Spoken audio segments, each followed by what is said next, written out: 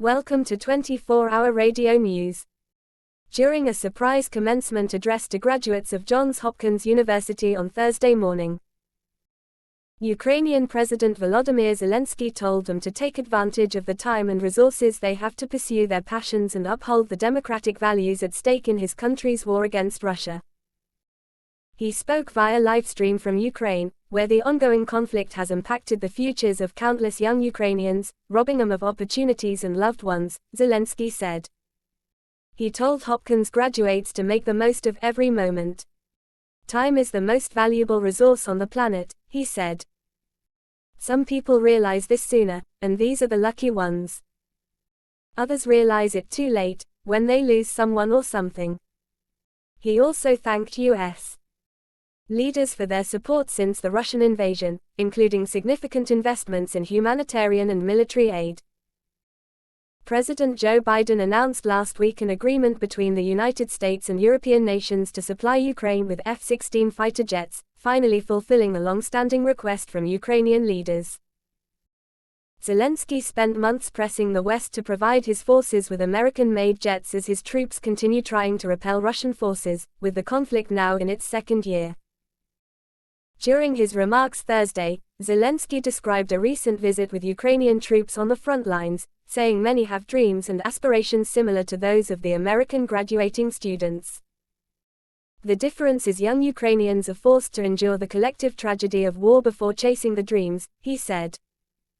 You have to know exactly what you need today, and what you want your tomorrows to look like. The commencement ceremony took place at the school's Homewood Field on the university's Baltimore campus. The university announced Zelensky's address with the ceremony already underway, just minutes before his remarks were set to begin. His appearance will be a complete surprise for those in attendance, a news release said. Zelensky, whose response to the Russian invasion has made him an international symbol of democracy, said he's confident future generations of American leaders will continue championing democratic values around the world. University President Ron Daniels awarded Zelensky an honorary Doctor of Humane Letters degree after his speech. Daniels had sent a letter to Zelensky asking him to speak at the ceremony, according to university spokesperson Jill Rosen.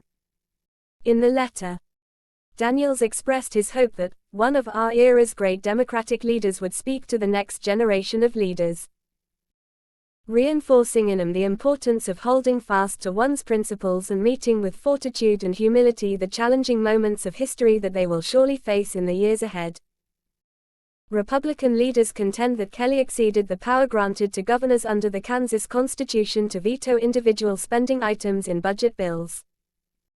The education funding bill mixed spending with policy, and Kelly deleted 6 pages of language and also made a technical adjustment at the end of the bill. Senate President Ty Masterson, a Wichita-area Republican, told reporters Thursday at the State House that GOP leaders initially feared she would go after more parts of the bill. I don't know that it's worth the fight now, Masterson said. I don't think we're going to do anything with this one. When Kelly announced her vetoes last week, Masterson and House Speaker Dan Hawkins, a Wichita Republican, called on GOP Attorney General Chris Kobach to review them, suggesting they were poised for a lawsuit.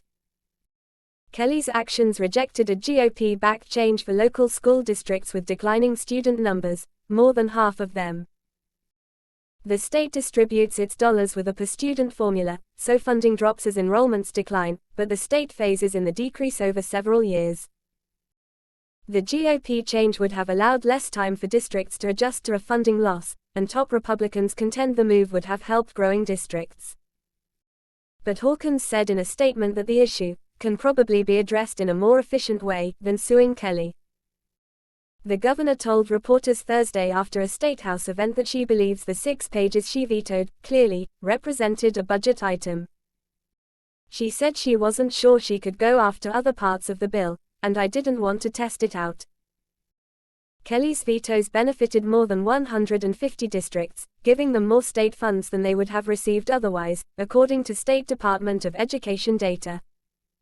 More than 100 others saw no difference.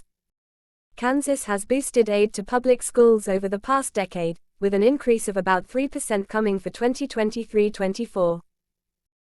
Even with fewer students across much of the state, only 10 districts will receive less aid overall than they did in 2022-23.